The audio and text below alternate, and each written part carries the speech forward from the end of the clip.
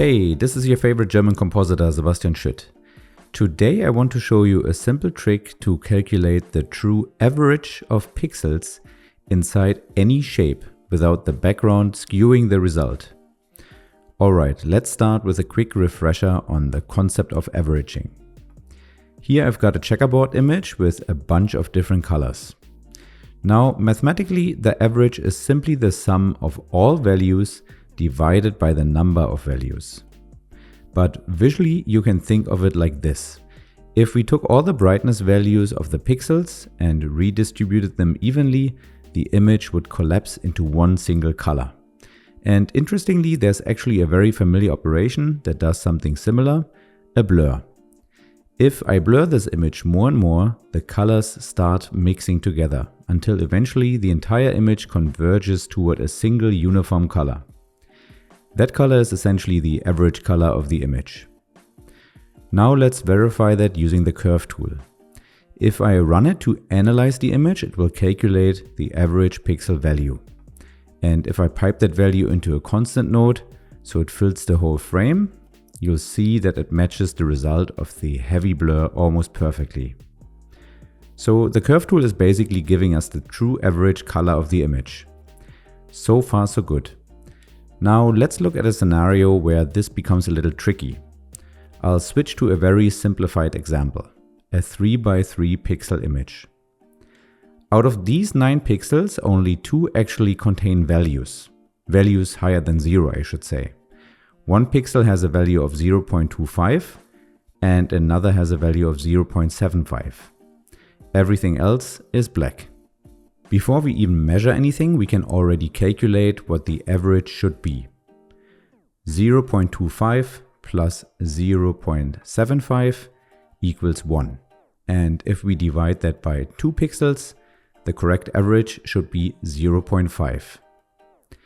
But let's see what happens when we run the curve tool. The result is not 0.5.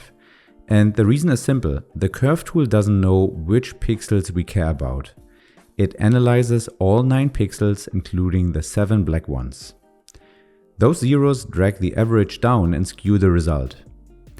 Now, if our 2 pixels happen to sit next to each other, we could easily fix this. We could just crop the image or restrict the region of interest so only those 2 pixels get analyzed. But what if the pixels we care about are scattered or part of an organic shape? Let's simulate that by moving the 2 pixels apart from each other. Now cropping won't help anymore. And if I run the curve tool again, the average is once again incorrect because the surrounding black pixels are still part of the calculation. So how do we isolate just the pixels that belong to our shape? This is where a very handy trick comes in. We can use the alpha channel. We basically calculate the average presence of the shape. Then we use normalization. Normalization means scaling a value so it represents a standard reference. And when we divide the color average by that presence average, we effectively remove the empty space from the equation. We normalize the result to the actual coverage of the shape. I set up this expression here that just does that, dividing the RGB average from the first curve tool by the alpha average that we calculate with the second curve tool. But the result is still not correct. And the reason is that alpha values can be fractional. Some pixels contribute less weight than others. But for this measurement, we don't actually want weighted contributions. We just want to know whether a pixel is part of the shape or not. So we convert the alpha so that every pixel with alpha greater than 0 becomes 1. I do this with an expression. Now every pixel inside the shape counts equally. And when we run the calculation again,